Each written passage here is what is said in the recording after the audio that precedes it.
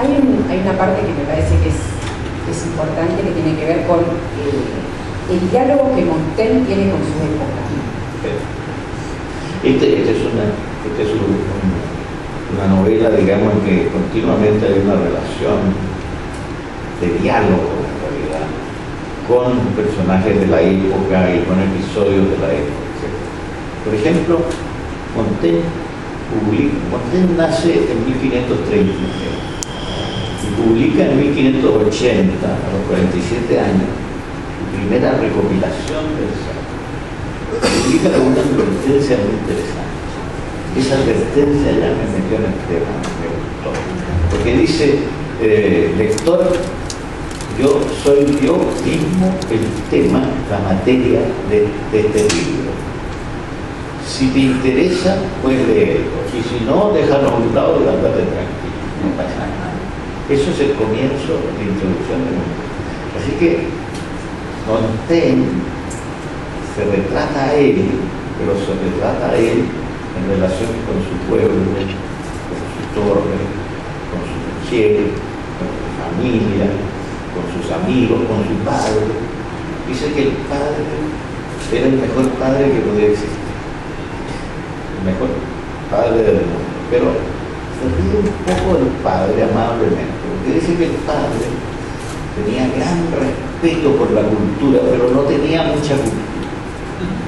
Dice que a veces esta incultura de su padre lo hacía tener un respeto supersticioso por la cultura, no el respeto de una persona de verdadera cultura.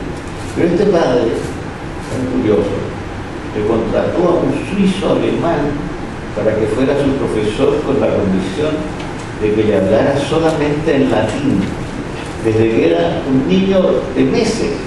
Así que Montaigne creció con el latín como lengua materna. Aprendió latín antes que francés. Esto es uno de los misterios del personaje. Pero Pierre Eichen, que se llamaba el padre,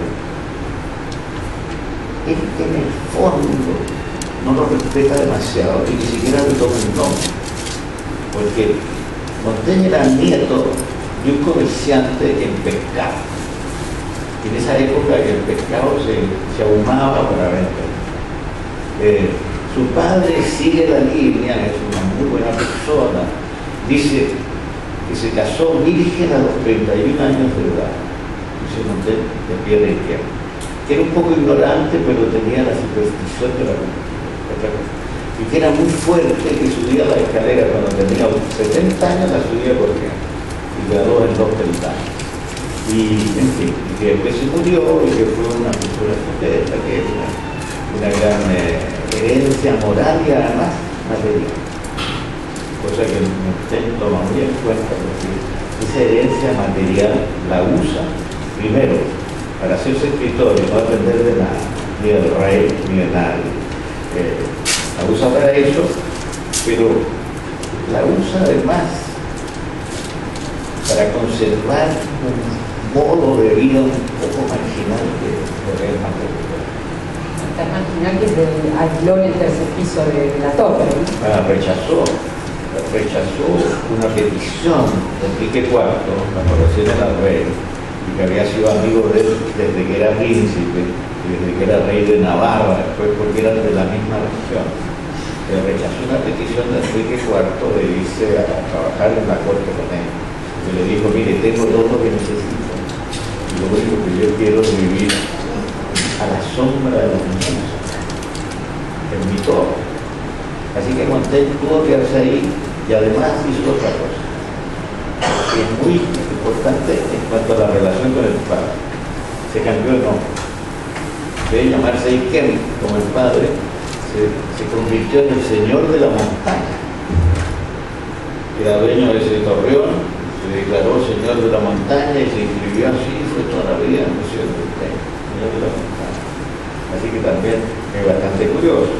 Él quería mucho a su padre y no quería nada a su madre. No quería nada a su madre, que su madre era muy rigurosa y autoritaria. Su madre se llamaba Luc de Villeneuve, pero esto es López de Villanueva, origen sefardí español.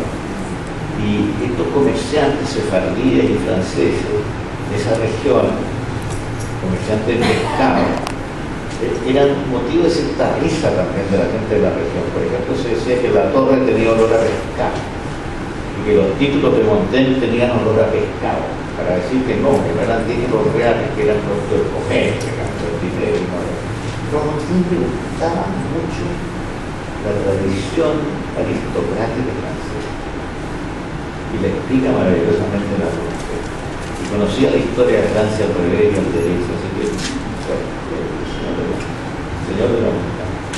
Ahora, conocía la historia de Francia y estaba en diálogo con los acontecimientos, más allá de pensar en ciertas cosas como la amistad, ¿no? Porque tenía en sus ensayos aparecen temas de la vida cotidiana desarrollados. Los ensayos tienen una cosa que a mí me atrae mucho, muy especialmente, que son una mezcla de reflexión y acción. Porque él reflexiona sobre una situación, sobre un tema, y después cuenta una historia. Las historias son muy divertidas. Entonces yo creo que esos ensayos, eso que se llamaba ensayo entonces, que él inventó el nombre, eso serían novelas hoy, serían vistos como novelas hoy.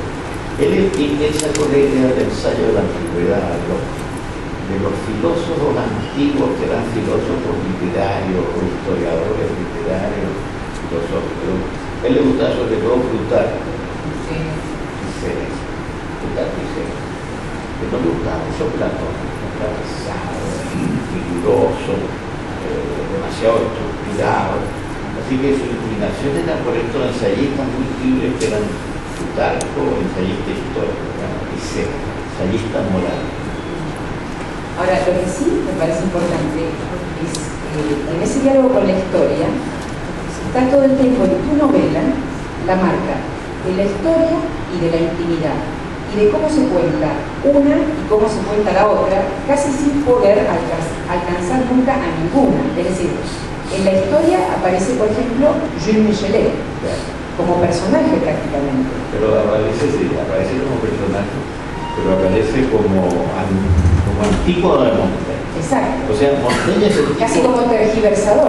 Claro, Montaigne es el tipo espontáneo, natural, que escribe con una enorme soltura y que no tiene demasiado escrúpulo frente a la forma de los relatos. En cambio, Montaigne es el gran historiador épico. Y Michelet no quería mucho a Montaigne. Lo admira, admite que es un escritor maravilloso, pero encuentra que hay algo enfermizo en esto de mirarse el ombligo, Michelet a veces va a estar injusto, pero Michelet era un épico, era una especie de...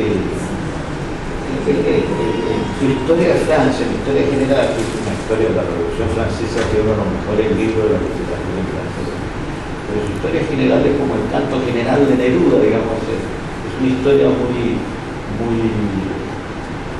unilateral, con mucha prédica. Por ejemplo, el odio a los ingleses, esa historia de realmente excesiva, de historiadores, de no sé qué, de tribunos, y el odio a la monarquía. Montaigne es un gran, Michelet es un gran republicano. En cambio, Montaigne comprende las debilidades de los reyes, los problemas de los reyes, pero los mira con una especie de simpatía. Tiene mucha simpatía por Enrique IV. Y por Enrique III, que era un tipo muy extraño, era una mezcla de flagelante y de homosexual. O sea que era un homosexual, claro, homosexual, en realidad, Enrique III evaluaba. Sin embargo, era un tipo inteligentísimo y de gran cultura. Y eso nunca que lo dicen los historiadores, pero resulta que Montaigne explica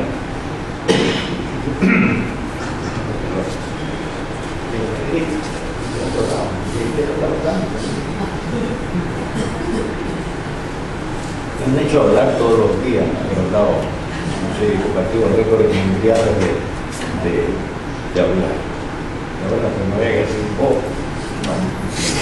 Este es el momento para hablar. este es el momento que está diciendo, no, que Montaigne lo que tiene es ese gusto por lo fragmentario, lo contrario de lo que tiene el historiador como Michelet. El Entonces uso mi gente como contrapunto.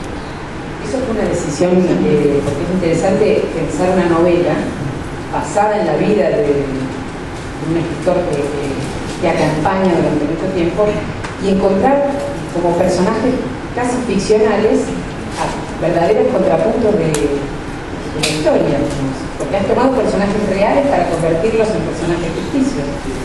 He usado mucho el contrapunto de Montaigne y Michelet, pero he usado otros contrapuntos también. Por ejemplo, Montaigne y su mujer.